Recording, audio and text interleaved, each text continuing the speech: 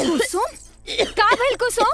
माई देखी ना कुसुम के का भइल? अरे बाप रे बाप, अरे का भइल हो दुल्हन? पता ना दीदी, काहे बहुत उल्टी होता। मन तो नहीं ना पितराई लागत। हाँ माई, कुछ कुछ वैसे नहीं लागता। कुसुम खटाई खाए का मन तो नहीं ना करत? हाँ दीदी, खटाई खाए के तो बहुते मन करता।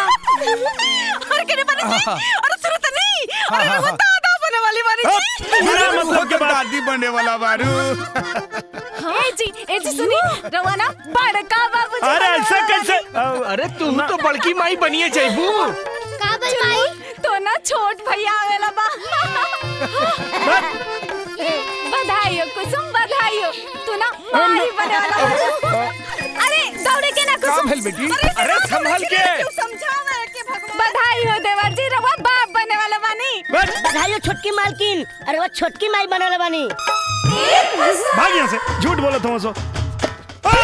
अरे सुना, हम बताओ तो। अरे सुना, हमार बात सुना।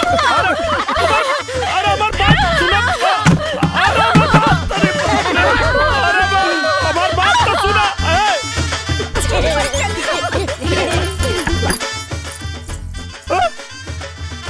ऐसे कैसे माई बन गई?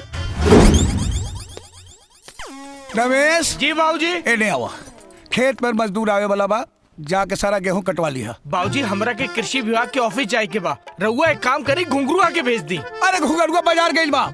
तो रहुआ चल जाए। अरे हमरा घुटना में इतना दर्द हो रहल बा, हम कैसे चल जाई? तब के जाए बाबूजी? अब हम कह जानी के जाई? बाबूजी हम चल जाए का? ठीक बा, अगर तोरा जाए के मन बता तू जा सकेला। ठीक बात, जाता नहीं। सुना, पूरा खेत कटवा के आई हा, एने ओने घूमे मत चल जाई हा। हम चाहता नहीं कृषि विभाग।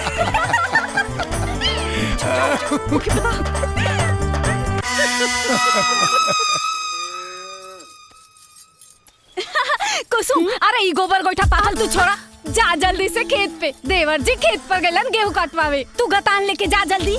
देवर जी से अकेले में मिले के ऐसे बढ़िया मौका तो के ना मिली। उनसहरी हरवे में बिया, का पता खेत का हरियाली देख के देवर जी भी तो के हरा भरा कर दे। जा जल्दी।